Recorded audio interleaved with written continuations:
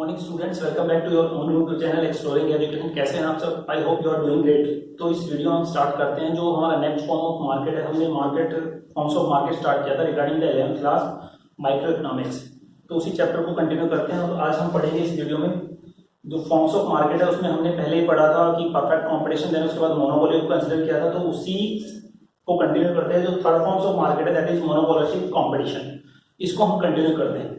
अब monopolistic competition को start करने से पहले मुझे पहले तो चीज समझ लेनी कि मोनोपोलिस्टिक कंपटीशन, मोनोपोली और परफेक्ट कंपटीशन दोनों को क्या है, कॉम्बो है। दैट मींस दोनों का मिक्सअप इस मार्केट में मुझे मिलेगा। अब मिक्सअप अगर मिलेगा तो जाहिर सी बात है फीचर्स भी क्या होंगे, दोनों मार्केट्स के इसमें मिलेंगे। तो अगर मैं समझने की कोशिश करूं मोनोपोलिस्टिक कंपटीशन होगा क्या, तो डेफिनेशन की जब मैं बात करता हूं तो डेफिनेशन में मुझे ध्यान रखना है कि whenever we are talking about the monopolistic competition और what do you mean by the word monopolistic competition, तो मुझे ध्यान रखना है कि यहां भी लार्ज नंबर ऑफ बायर और सेलर होंगे as per perfect competition. Clear है चीज? यानी लार्ज नंबर ऑफ बायर और सेलर यहां एग्जिस्ट करेंगे जैसे किसमें थे, परफेक्ट कंपटीशन में। अब चूंकि परफेक्ट कंपटीशन में क्या था कि प्रोडक्ट क्या थे, होमोजेनियस थे, वो समरूप थे। लेकिन यहां वो फीचर परफेक्ट कंपटीशन का क्या होगा, रिवर्स मैनर में जाएगा। यानी यहां प्रोडक्ट होमोजेनियस नहीं होंगे, यहां प्रोडक्ट डिफरेंशिएशन आपको मिलेगा। यानी जो सेलर्स हैं, यानी ईच एंड एवरी सेलर जो भी आउटपुट सेल करेगा, जो भी प्रोडक्ट सेल करेगा, वो एक दूसरे से क्या होगा, अलग होगा। क्लियर है चीज? यानी लार्ज नंबर ऑफ बायर और सेलर यहां भी होंगे, but when we are talking about the product, वो होमोजेनियस नहीं होगा, वो क्या होगा, डिफरेंट होगा। उसमें क्या होगा, प्रोडक्ट डिफरेंशिएशन आपको मिलेगा। यानी अलग अलग सेलर जो प्रोडक्ट बेच रहा है वो एक दूसरे से अलग है। क्लियर है चीज? अब थोड़ा सा अगर इस चीज को डिटेल में लेके जाऊं कि प्रोडक्ट डिफरेंशिएशन मेरे पास है, तो इस केस में फिर आपको सेल्स इंक्रीज करनी है। यानी वो कंपटीशन आपके बीच में एग्जिस्ट करता था, कंपटीशन जनरेट हो जाता है, उस कंपटीशन को कैसे आप मीट आउट करेंगे। अब कंपटीशन को मीट आउट अगर करना है तो आपको क्या करना पड़ेगा, फिर अपने प्रोडक्ट को प्रमोट करना पड़ेगा। दैट मींस एक चीज मुझे यहाँ पे नोट कर लेनी है कि whenever there is a product differentiation in any forms of market, वहां पे आपको प्रोडक्ट को प्रमोट करना पड़ेगा, आपको ब्रांड नेम को प्रमोट करना पड़ेगा। जैसे फॉर एग्जांपल मैं कंसीडर कर लेता हूं, अब कोलगेट की बात कर लें, बिनाका की बात कर लें, पतंजलि की बात कर लें, ये क्या है, एक दूसरे के सब्स्टिट्यूट हैं, परफेक्ट नहीं होंगे, depending upon the choice of the buyer. अब मैं हूं, मुझे कोलगेट यूज करने की आदत है, that means I am the habitual of using Colgate toothpaste. Instead of using Colgate अगर मैं कोई दूसरा अल्टरनेटिव यूज करूंगा तो मे बी एडजस्टमेंट कर लूंगा, लेकिन वो just because of habitual nature वो दूसरा टूथपेस्ट उसका परफेक्ट सब्स्टिट्यूट नहीं बन सकता, लेकिन उसका अल्टरनेटिव बन सकता है। क्लियर है चीज?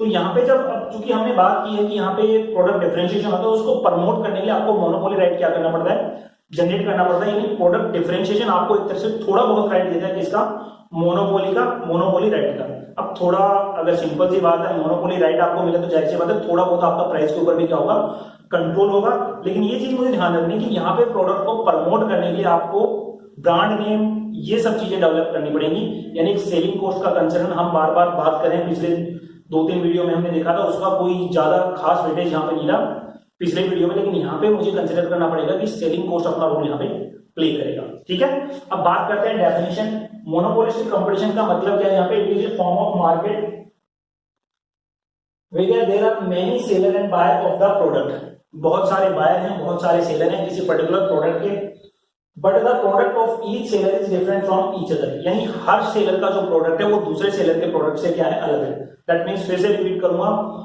Product differentiation main conclusion, main aspect है जिसके ऊपर ये मोनोपोलिस्टिक कंपटीशन क्या होगा, बेस्ड होगा। क्लियर है चीज? तो आई होप डेफिनेशन वगैरह में इश्यू होगा। Now talking about the features of monopolistic competition. अगर बात करें फीचर्स क्या है, किसके फीचर्स का मतलब क्या है, फीचर्स को मैं जैसे समझूंगा, सबसे पहला फीचर्स आता है large number of buyer and seller. अब large number of buyer and seller को मैं बार बार रिपीट किया है, large number of buyer and seller, इसके फीचर्स डेफिनेशन में भी कंसीडर किया था कि किसी प्रोडक्ट को, अब बात करो टूथपेस्ट के बहुत सारे सेलर्स आपके पास है, बहुत सारे प्रोडक्ट हैं जो मार्केट में आपको मिल जाएंगे, तो बहुत सारे बायर और सेलर हैं, सिंपल सी बात है। लेकिन थोड़ा सा प्रोडक्ट डिफरेंशिएशन का मैंने कंसीडर किया था, तो वो मुझे दिमाग में रखना पड़ेगा जब मैं बात करूंगा मोनोपोलिस्टिक कंपटीशन, या फिर मैं कंपेयर करूं मोनोपोलिस्टिक कंपटीशन को अदर फॉर्म्स ऑफ मार्केट के साथ। तो पहला फीचर मेरे ख्याल से समझ में आ गया होगा, large number of buyer and seller, इसको हमने पहले पढ़ा था परफेक्ट कंपटीशन में। Now talking about the most important feature of this forms of market and that is product differentiation. ठीक है, तो इसको मैं डिटेल में कंसीडर कर लेता हूं। प्रोडक्ट डिफरेंशिएशन ये डेफिनेशन में भी हो गया था। अब इसका जो एडवांटेज है वो क्या मिलता है, पहली चीज, अब चूंकि प्रोडक्ट क्या है आपका, डिफरेंट है, तो ये प्रोडक्ट थोड़ा सा डिफरेंट होने के बाद कहीं ना कहीं थोड़ा सा आपका मार्केट के ऊपर कंट्रोल आ जाता है, यानी कुछ शेयर ऑफ मार्केट आप क्या करते हो, ग्रैब कर लेते हो, उसके ऊपर आप क्या होगा, मोनोपोली हो गया। दैट मीन्स अगर मैं बात करूं सिबा का जो टूथपेस्ट आता है या कोलगेट जो टूथपेस्ट आता है, वो क्या है, उनका अपना अलग मार्केट है। अलग मार्केट का मतलब जब जो कंज्यूमर उन प्रोडक्ट को यूज करते हैं उनका या उन सेलर्स का जो उनको सेल करते हैं उनका मार्केट में अपना शेयर है। क्लियर है चीज? तो थोड़ा सा कुछ शेयर ऑफ मार्केट में आपका क्या होता है, मोनोपोली जनरेट हो जाता है। दूसरा, अगर प्रोडक्ट डिफरेंशिएटर भी आपको फ्रीडम देता है कि थोड़ा बहुत आप प्राइस को भी क्या कर सकते हो, कंट्रोल कर सकते हो, क्योंकि आप बेचने वाले हो, प्रोडक्ट डिफरेंट है। ठीक है। और दूसरी बात मैंने बार बार अभी बताया था कि एक परफेक्ट सब्स्टिट्यूट नहीं होगा, क्लोज सब्स्टिट्यूट हो सकता है लेकिन परफेक्ट सब्स्टिट्यूट नहीं होगा, depending upon the habit of the consumer. तो दो चीजें मैंने देखी कि मार्केट में थोड़ा सा कंट्रोल आपका होगा, प्राइस पे थोड़ा सा कंट्रोल आपके पास हो जाएगा। दूसरी जो चीज मुझे ध्यान रखनी है कि यहाँ पे जो प्रोडक्ट डिफरेंशिएशन है, इसके चूंकि मेरे पास क्या है, क्लोज सब्स्टिट्यूट अवेलेबल है, दूसरे अल्टरनेटिव मेरे पास अवेलेबल है, तो मैं बात करूंगा मोनोपोलिस्टिक कंपटीशन की किसी पर्टिकुलर प्रोडक्ट के रिगार्डिंग। तो ये क्या होगा कि अगर आपके अल्टरनेटिव अवेलेबल है, आपके प्रोडक्ट के सब्स्टिट्यूट अवेलेबल है, तो वहां पे जो आपका डिमांड करो होगा वो हमेशा रिफ्लेक्ट करेगा high degree of elasticity. High degree of elasticity का मतलब क्या है, अगर आप प्राइस में चेंज करते हो तो फिर डिमांड में बहुत ज्यादा चेंजेस आएंगे। क्लियर चीज? यानी डिमांड कंपेयर टू प्राइस में चेंज बहुत ज्यादा चेंज होगी, एंड द रीजन भी क्योंकि उसके अल्टरनेटिव वहां पे क्या है, अवेलेबल है। उसके बाद बात करें डाउनवर्ड स्लोपिंग डिमांड करो, सिंपल सी बात है, डाउनवर्ड स्लोपिंग डिमांड करोगा तो मतलब ये तो एक कॉमन बात होगी कि whenever you need to sell more, in that case you will have to make compromise again with price, यानी प्राइस को कम करना पड़ेगा अगर आपको ज्यादा बेचना है, चाहे आप परफेक्ट कंपटीशन में हो, चाहे आप मोनोपोली में हो, और चाहे आप मोनोपोलिस्टिक कंपटीशन में हो। तो यहां अगर मैं बात करूं इसके डिमांड कर्व की, तो डिमांड कर्व को मुझे समझना है यहाँ पे OXOY, ये क्या है, डिमांड कर्व हो गया। तो यहां मुझे ध्यान रखना है कि ये जो डिमांड कर्व है ये डाउनवर्ड स्लोपिंग है, डाउनवर्ड स्लोपिंग का, और चूंकि प्रोडक्ट डिफरेंशिएशन में पढ़ लिया था, डाउनवर्ड स्लोपिंग तो है लेकिन हाई डिग्री ऑफ इलास्टिसिटी क्या करेगा, रिफ्लेक्ट करेगा। And the reason being for high degree of elasticity that is there are alternatives are available, जो प्रोडक्ट आप सेल कर रहे हैं उसके अल्टरनेटिव क्या है, मार्केट में अवेलेबल है। क्लियर है चीज? Now talking about the third feature of monopolistic competition that is selling cost. पिछले जो दो वीडियो मैंने देखे हैं regarding the forms of market, चाहे वो परफेक्ट कंपटीशन के रिगार्डिंग हो, चाहे वो मोनोपोली कंपटीशन के रिगार्डिंग हो। परफेक्ट कंपटीशन में चूंकि क्या था, अवेलेबल नहीं था, लेकिन यहाँ पे थोड़ा अगर मैं बात करूं, क्योंकि प्रोडक्ट डिफरेंशिएशन है, प्रोडक्ट आपका अलग है, तो in that case you will have to enhance your brand name, your trademark. तो ब्रांड नेम को इंक्रीज करने के लिए आपको क्या करना पड़ेगा, अगर आपको बताना है कंज्यूमर को कि आपका प्रोडक्ट क्यों डिफरेंट है, तो उस केस में सेलिंग कॉस्ट एक वाइटल रोल प्ले करेगा। यानी ये मुझे ध्यान रखना है कि मोनोपोलिस्टिक कंपटीशन में जो वाइटल रोल प्ले करता है वो क्या है, नेक्स्ट फीचर की। तो नेक्स्ट फीचर क्या है, डाउनवर्ड स्लोपिंग का हो गया, ठीक है। उसके बाद आता है non price competition. Non price competition का मतलब क्या है, अब नॉन प्राइस कंपटीशन का मतलब एक कंपटीशन ऐसा जिसमें एक प्राइस कम करे तो दूसरा उससे ज्यादा कम कर दे, वो कम करता है वो ज्यादा कम कर देता है। यानी सीधे तौर पे कहूं मैं कि मतलब कंज्यूमर को बेनिफिट मिलता है जब प्राइस कंपटीशन होता है। लेकिन जो मोनोपोलिस्टिक कंपटीशन है यहाँ पे प्राइस कंपटीशन नहीं होता, उसका रीजन फिर से क्या आता है, आपका प्रोडक्ट डिफरेंशिएशन। अब चूंकि प्राइस कंपटीशन क्यों नहीं होता, प्राइस कंपटीशन क्यों नहीं है, क्योंकि प्रोडक्ट डिफरेंशिएशन यहाँ पे एग्जिस्ट करता है। तो उस केस में अगर आपको सेल्स इंक्रीज करनी है, then you will have to incur the expenditure of selling cost like advertisement. Clear है चीज?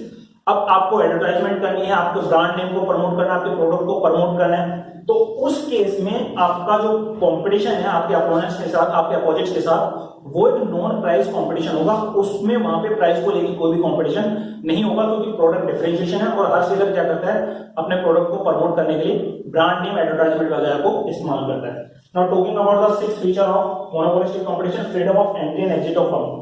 जैसे परफेक्ट कंपटीशन में देखा था भैया कभी भी आओ, कभी भी जाओ, there will be no issue regarding the entry and exit of firm. कोई लीगल बाउंडेशन यहाँ पे नहीं है, कभी भी बंद करो, कभी भी स्टार्ट कर सकते हो। एक बिजनेस में आप नहीं रन कर पा रहे, उसको शट डाउन कर दो, दूसरा बिजनेस स्टार्ट कर लो।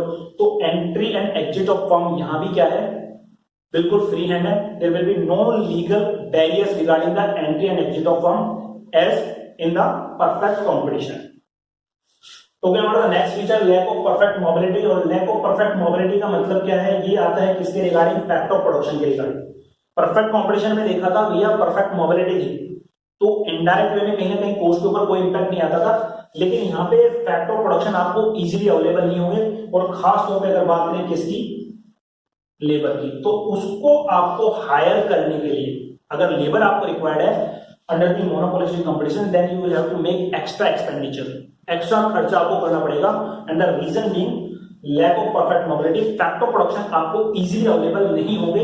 अगर इजीली अवेलेबल नहीं है तो फिर आपकी कॉस्ट एक कंसर्न इशू बनेगा। कॉस्ट हमेशा क्या होगा, वो डाइवर्ट होता रहेगा, क्योंकि फैक्ट ऑफ प्रोडक्शन आपको इजीली अवेलेबल नहीं है। चाहे किसी भी फैक्ट ऑफ प्रोडक्शन की आप बात कर लो, क्योंकि परफेक्ट कॉम्पिटिशन में इजीली अवेलेबल थे तो वहां कॉस्ट के साथ इतना ज्यादा रिलेशन का नहीं होता था। अब चूंकि यहाँ पे fact of production easily available नहीं है तो इन दैट केस कॉस्ट एक कंसर्न इशू यहाँ पे रहेगा। नेक्स्ट जो लास्ट फीचर है लैक ऑफ परफेक्ट नॉलेज। अब लैक ऑफ परफेक्ट नॉलेज का मतलब क्या है भैया, प्रोडक्ट डिफरेंशिएशन है ना, लेके चलो आप मार्केट में, क्लियर है, कोई भी माइंडसेट बना लो कि ये प्रोडक्ट मुझे इतने प्राइस में खरीदना है, लेकिन आपको एक्चुअल प्राइस का पता लगेगा कब, जब आप मार्केट में जाओगे।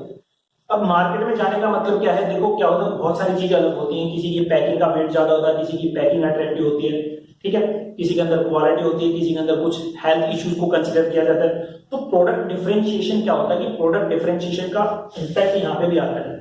अब प्रोडक्ट अलग अलग है, ठीक है, और मैंने कहा कि परफेक्ट सब्स्टिट्यूट तो नहीं होगा, लेकिन एक क्लोज सब्स्टिट्यूट अल्टरनेटिव वहां पे अवेलेबल रहता है। तो परफेक्ट नॉलेज यहाँ पे जो है वो लैक करेगी, यानी लैक ऑफ परफेक्ट नॉलेज भी है, इसका एक इंपॉर्टेंट फीचर है जब हम बात करते हैं किसकी, मोनोपोलिस्टिक कंपटीशन की, क्लियर है। अब थोड़ा सा अगर इसको मैं कंसीडर करूं कि मोनोपोलिस्टिक कंपटीशन को अगर कंपेयर करें हम किसके साथ, परफेक्ट कंपटीशन के साथ मोनोपोली कंपटीशन, तो इन दोनों का कॉम्बो है। मैं फिर से रिपीट कर देता हूं, परफेक्ट कंपटीशन में large number of buyer and seller थे, वो यहां भी एग्जिस्ट करते हैं। अब चूंकि प्रोडक्ट डिफरेंशिएशन है तो उसके कारण मार्केट में आपका शेयर क्या होता है, थोड़ा सा ज्यादा ग्रैब करते हो, और अगर प्रोडक्ट डिफरेंशिएट होगा तो कहीं ना कहीं प्राइस को डिसाइड करने का राइट आपके पास आ जाता है। और जब ये दो राइट आपके पास आ गए तो इन दैट केस आप कह सकते हो कि मोनोपोलिस्टिक कंपटीशन में कुछ फीचर परफेक्ट कंपटीशन के अवेलेबल है और उनके साथ साथ कुछ फीचर किसके अवेलेबल है, मोनोपोली जो फॉर्म्स ऑफ मार्केट है उसके अवेलेबल है, ठीक है। अब यहाँ पे जो मोनोपोलिस्टिक कंपटीशन है उसके कुछ इंपॉर्टेंट फीचर्स है जिनका इंप्लीकेशन मुझे समझना है, वो कैसे अप्लाई होते हैं, कैसे वो काम करते हैं, उनको हम समझ लेते हैं। इसमें मेनली मैंने दो फीचर्स को कंसीडर किया है, पहला है नॉन प्राइस कंपटीशन और दूसरा है freedom of entry and exit of firm. अब ये दोनों क्या होते हैं, इनके ऊपर एग्जाम में क्वेश्चन पूछे जाते हैं। अगर मैं बात करूं, अब चूंकि पैटर्न जो सीबीएसई का एमसीक्यू है उसके आधार पे पेपर डिजाइन भी कुछ ऐसा होता है, तो थोड़ा सा वाइटल हो जाते हैं। अगर 11th क्लास की मैं बात करूं तो ना what do you mean by the word price, non price competition. अब नॉन प्राइस कंपटीशन को मैंने पढ़ा भैया, ठीक है, नॉन प्राइस कंपटीशन, प्राइस को लेकर कोई भी कंपटीशन नहीं है। तो इस केस में क्या होगा, मैंने पहले भी बताया था कि ब्रांड नेम लॉयल्टी आपके पास होगी, उनको आप क्या करोगे, प्रमोट करोगे, ठीक है। आपके प्रोडक्ट की एडवर्टाइजमेंट कौन करेगा, सेलिब्रिटीज करेंगी, किसी भी मतलब बॉलीवुड स्टार से आप अपने प्रोडक्ट को क्या कराओगे, प्रमोट कराओगे, यानी वो कंज्यूमर से बात करेंगे, वो कंज्यूमर्स को मतलब अट्रैक्ट करने की कोशिश करेंगे, आप प्रोडक्ट क्या करो, खरीदो। तो इसका मेन इंपैक्ट यहाँ पे क्या आता है कि जब मैं बात करता हूँ नॉन प्राइस कॉम्पिटिशन की, तो नॉन प्राइस कॉम्पिटिशन में मुझे ध्यान रखना है, अब चूंकि यहाँ पे ब्रांड नेम लॉयल्टी वगैरह या सेलिब्रिटी से क्या करते हो, ऐड करा के एडवर्टाइजमेंट करा के आप अपने प्रोडक्ट को क्या करते हो, प्रमोट करते हो, तो उस केस में आप प्राइस के साथ कॉम्प्रोमाइज थोड़ा बहुत, या मैं कहूँ बिल्कुल भी प्राइस के साथ कॉम्प्रोमाइज नहीं करते हो। क्योंकि ऐसा है ना कि मतलब जब आपके प्रोडक्ट को प्रमोट कर रहा है कोई सेलिब्रिटी वगैरह प्रमोट करें, तो उस केस में आप ब्रांड नेम लॉयल्टी इनको डेवलप करके क्या करोगे, सेल्स को या रिवेन्यू को क्या करोगे, इंक्रीज करने की कोशिश करोगे instead of decline in the price. यानी प्राइस को कम करने के लिए आप क्या करोगे, ब्रांड नेम लॉयल्टी सेलिब्रिटी वगैरह इनसे क्या करोगे, अपने प्रोडक्ट को प्रमोट कराओगे और उसके माध्यम से रिवेन्यू को क्या करोगे, इंक्रीज करने की कोशिश करोगे। यानी आप मोनोपोलिस्टिक कंपटीशन में नॉन प्राइस कंपटीशन के अंतर्गत प्राइस के साथ कॉम्प्रोमाइज नहीं करते। Means whenever you need to increase the sell you need to make the decline in the price, वो ऐसा नहीं है, क्योंकि यहाँ पे ब्रांड नेम लॉयल्टी वगैरह प्रमोट करते हैं, तो वो चीजें यहाँ पे काम कर जाती है। उसके बाद बात करें freedom of entry and exit. Freedom of entry and exit का इंप्लीकेशन क्या है कि मोनोपोलिस्टिक कंपटीशन के रिगार्डिंग अगर मैं बात करूं, मैंने बार बार इस चीज को समझाया कि जो लॉन्ग रन है, अगर बात करें जिसमें मोनोपोलिस्टिक कंपटीशन में जो लॉन्ग रन है उसमें मुझे ध्यान रखना है, मैं हमेशा डील करूंगा किसके साथ, नॉर्मल प्रॉफिट के साथ, क्लियर है चीज। क्योंकि entry and exit of firm क्या है, फ्रीडम है, लीगल बैरियर्स है नहीं, तो कोई भी फर्म कभी भी आएगी कभी भी जाएगी, लेकिन उनके आने या जाने का मतलब ये नहीं है कि नई फर्म आ गई वो मतलब उस एग्जिस्टिंग प्रोडक्ट के बराबर की लॉयल्टी आपको दे देगी, उसके बराबर का कंपटीशन आपको दे देगी, वही क्वालिटी आपको प्रोवाइड करा देगी। मे भी हो सकता है प्रोवाइड करा दे, लेकिन हम ये मान के चल रहे हैं कि ऐसी क्वालिटी वो प्रोवाइड नहीं कराते इनिशियल स्टेज पे जब भी कोई नई फर्म आती है।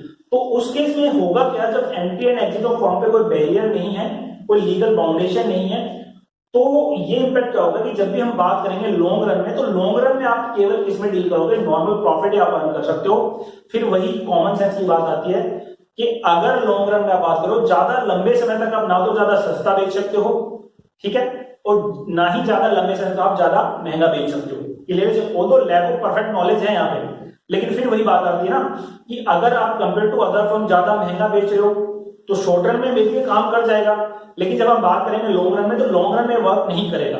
यानी लॉन्ग रन में आप क्या करोगे, नॉर्मल प्रॉफिट ही अर्न करोगे in case of monopolistic competition form of market. Clear है चीज? तो यहां पे हमने समझा मोनोपोलिस्टिक कंपटीशन ऑफ मार्केट को। नेक्स्ट वीडियो हम स्टार्ट करेंगे किसको, ओलिगोपोली मार्केट को, या फिर मैं कहूं थोड़ा सा एक जो डिफरेंशिएशन आता है कि बात कर लेते हैं प्रोडक्ट डिफरेंशिएशन क्या होगा, प्राइस डिफरेंशिएशन क्या होगा, प्राइस डिस्क्रिमिनेशन क्या होता है। तो प्राइस डिस्क्रिमिनेशन का मतलब क्या होगा कि जहां एक ही प्रोडक्ट के अलग अलग प्राइस आप चार्ज करते हैं अलग अलग कंज्यूमर से। फिर से रिपीट कर देता हूं, अलग अलग प्राइस आप चार्ज करते हैं अलग अलग कंज्यूमर से उसी प्रोडक्ट के, that is known as price differentiation या price discrimination. And when we are talking about the product differentiation, तो जहां पे आपके प्रोडक्ट क्या होते हैं, अलग अलग होते हैं, प्रोडक्ट अलग अलग होते हैं, वो प्रोडक्ट होमोजेनियस ना होंगे, एक दूसरे से डिफरेंट होते हैं, that is the meaning of product differentiation. Clear है चीज? That's all we have in that particular video regarding the monopolistic competition. Next video हम start करेंगे किसको, ओलिगोपोली मार्केट को या ओलिगोपोली फॉर्म्स ऑफ मार्केट को। Till then thank you so much.